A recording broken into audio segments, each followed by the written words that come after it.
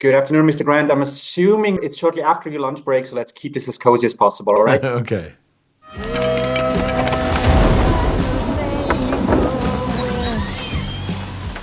Are you interested in learning more about the Church of Jesus Christ? Come on in. I could tell that you are a very spiritually curious person. I think it is good to be religious. Now, I will go and check on the pie. So sleep, silent angel.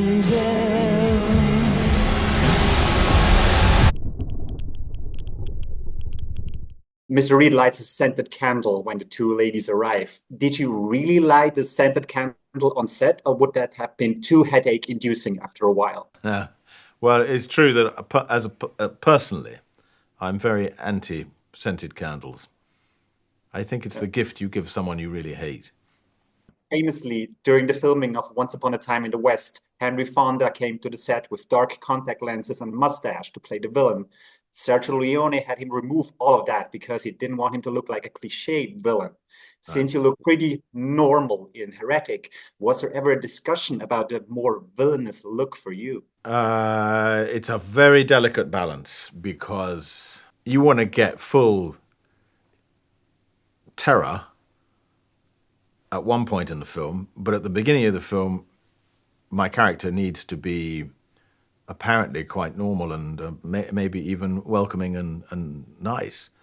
So that was a very difficult balance, and there was an incredible amount of discussion about my sweater and about my glasses, both of which I thought were potentially quite frightening, but had to be, at the beginning of the film also, they could seem quite innocent.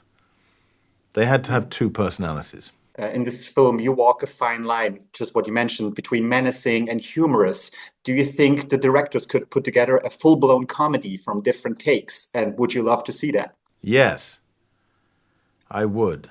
There are quite a few things I said and did in takes which I miss.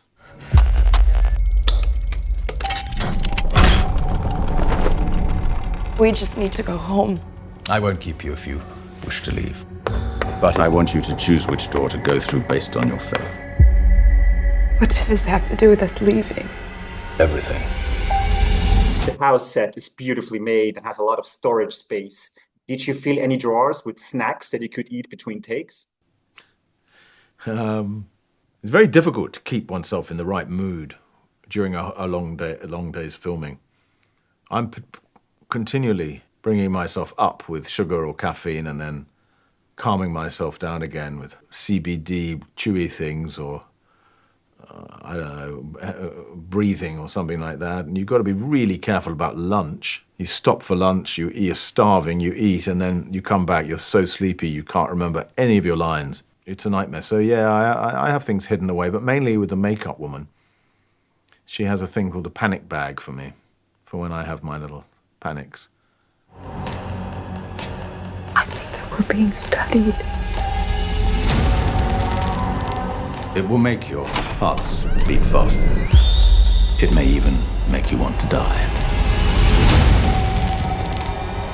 Your character is quite vicious towards the two ladies, so I have to ask, what was the nicest thing you did with your fellow actresses during the production? I don't know. We did have a nice dinner at the end when we all kind of relaxed, and they were completely different people to the people I'd known for 5 or 6 weeks. They were these young, fun, very interestingly dressed LA actresses, and I'd just been getting these, good girl Mormons for 5 weeks.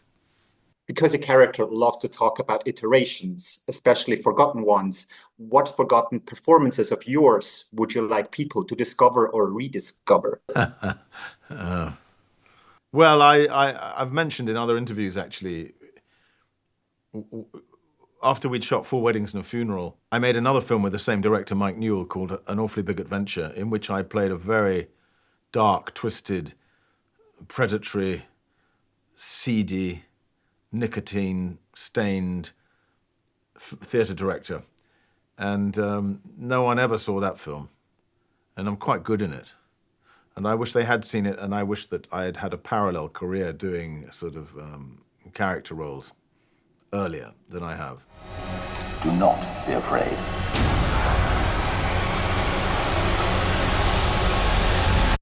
You will witness a miracle.